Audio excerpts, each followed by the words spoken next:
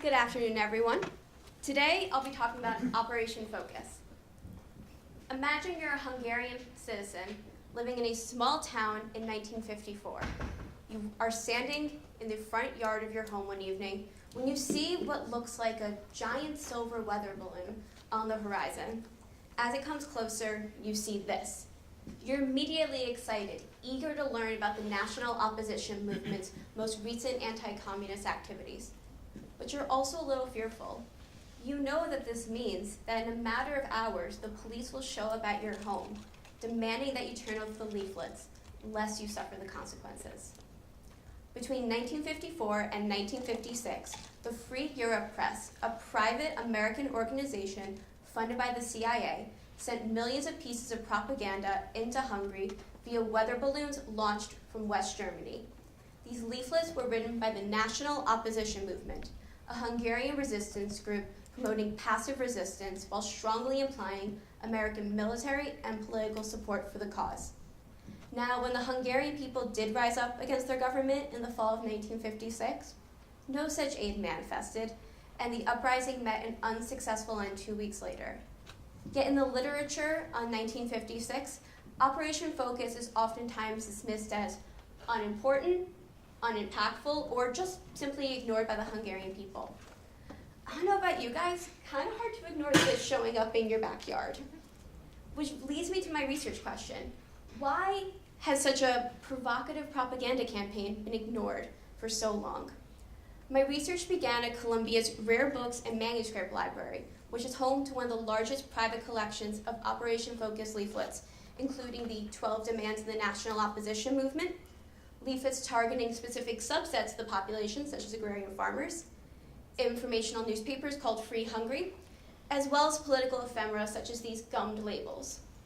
But it wasn't until I arrived at the Open Society archives in Budapest, Hungary, that I learned how to read these leaflets in their proper context.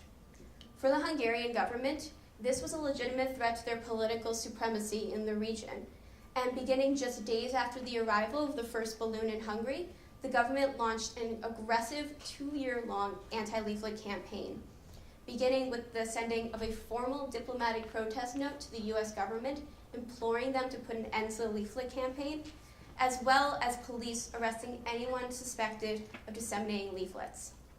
For the Hungarian people, however, these leaflets were symbolic that the West had not abandoned the Hungarian liberation cause, and people did participate in passive resistance, such as lining their coats and boots with copies of the 12 Demands, clandestinely passing copies of Free Hungary under workbenches in factories, even covering the doors of the homes of communist officials with gummed labels.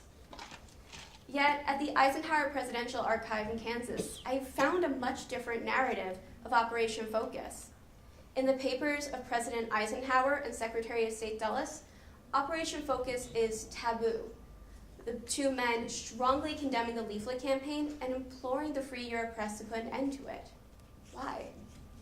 It was here I made a pivotal discovery, namely that the National Opposition Movement, the founding father of this passive resistance campaign, was a myth.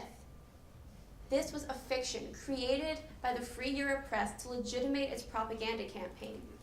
What is more, the US government had an official policy of non-intervention in the Soviet bloc, meaning that the National Opposition Movement's promise of American military and political aid was just as fictional as the organization itself. In light of this, the State Department was incredibly nervous about Operation Focus and what this might mean for the public impression of the United States as the honest and trustworthy superpower in the Cold War, and they were desperate to put an end to it. However, the Free Europe Press's status as a private organization, as well as its ties to the CIA, essentially protected Operation Focus, and the campaign continued uninterrupted for 2 years, ending just 3 days before the 1956 uprising. In light of the State Department's feelings and what happened in 1956, it is understandable that scholars have overlooked or been reluctant to engage with Operation Focus. But in many ways, this is not an unfamiliar narrative to us. One only has to look as far back as Russian manipulation of social media in the lead up to the 2016 election to find a contemporary comparison. In many ways, East-West relations in 2018 are not that dissimilar from 1954. And I argue that it's for this reason that we must give Operation Focus its proper historic due. Thank you so much.